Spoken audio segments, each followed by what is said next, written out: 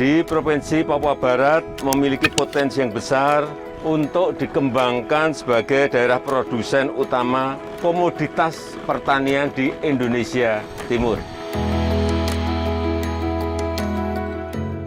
Saudara, Presiden Joko Widodo meninjau lokasi penanaman jagung di Kelurahan Kalamesen, Kabupaten Sorong, Papua Barat pada Senin kemarin.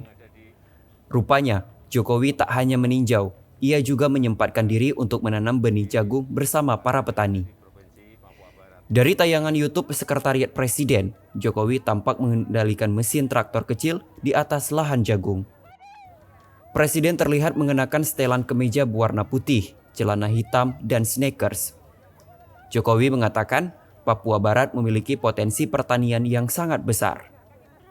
Luas lahan pertanian di provinsi tersebut mencapai 11.000 hektar untuk tanaman jagung dan 7 juta hektar untuk tanaman pangan serta hortikultura. Dengan besarnya potensi tersebut, Papua Barat seharusnya bisa dikembangkan sebagai daerah produsen utama komoditi pertanian di wilayah Indonesia Timur.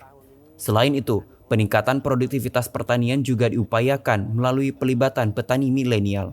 Sejauh ini, 800 petani milenial sudah dilatih oleh Kementerian Pertanian sebagai motor penggerak sektor tani.